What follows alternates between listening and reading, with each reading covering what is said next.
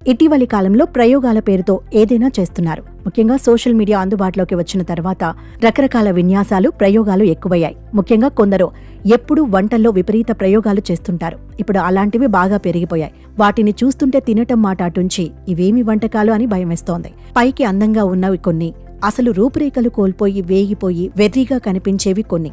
అలాంటి వంటకాలు ఈ న్యూ ఇయర్ వేడుకలలో చాలా రెడీ చేసి తగ్గేదేలే అంటున్నాడు వీటి తయారీదారుడు. కేరళలో అతగాడు పూలను వేయించి కొత్త రకం పకోడీలు, బజ్జీలు చేస్తున్నాడు. ఇతగాడి వైఖరిపై వార్త ఒకటి ఇప్పుడు జనంలో బాగా వైరల్ అవుతోంది. ఒక వ్యక్తి పూలతో ఎన్నో రకరకాల వంటలు, వేపుళ్లు, పకోడీలు, కుడుములు చేసి అందర్నీ షాక్కి గురిచేశాడు. ప్రస్తుత కాలంలో వీధి వ్యాపారులు తమను తాము వైరల్ చేసుకోవడానికి వివిధ రకాల ఆహార పదార్థాలతో వింత వింత ప్రయోగాలు చేస్తూనే ఉన్నారని మనందరికీ తెలుసు. ఇప్పుడు ఓ వ్యక్తి డైసీ ఫ్లవర్ పకోడా తయారు చేసి జనాన్ని షాక్ చేశాడు.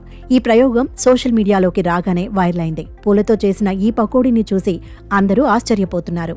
ఒక వ్యక్తి శనగపిండిని తయారు చేసి పూలతో రకరకాల వంటకాలు వండుతూ ఇప్పుడు ఇతడి బాటలోనే దేశంలో చాలా మంది వెడుతున్నారు. వాటి రుచి ఎలా ఉన్నా రూపం మాత్రం వెరైటీగా అలరిస్తోంది. మరో వ్యాపారి పూలతో పకోడీలు చేసి బాగా వేయించి మరీ ప్రజలకు అందజేశాడు. పూల రంగుల్లో స్వీట్ మిశ్రమంతో అందంగా పూలు చేసి కేకుల మీద పెట్టడం ఒక ప్రయోగం కాగా, ఏకంగా పూలనే వేయించి బజ్జీలు, పకోడాలు, అప్పడాలు చేయడం మరో దారుణ ప్రయోగం అంటున్నారు. అందాన్ని వేయించుకుని తినడం ఏమిటని వారి వేదన. మొత్తానికి ఈ పూల వంటకాలను లక్షల మంది లైక్ చేయగా కోట్ల మంది చూశారు. ఒక వినియోగదారులు ఇలా రాశారు: పుష్ప అనే పేరు ఇప్పుడు ఇలా ట్రెండ్ సెట్టర్ అయింది. చూడటం మానేసి తినటం దిశగా పూలను మార్చేసిన ఈ దారుణం తట్టుకోవడం ఎలా? దేశంలోని ఏ సంఘాలు దీన్ని ఖండిస్తాయి? అసలిది తప్పా ఒప్పా, అరాచకమా, ఆకలి కేక అంటూ తల బాదుకుంటున్నారు. కలికాలం అంటే ఇదేలా ఉంది.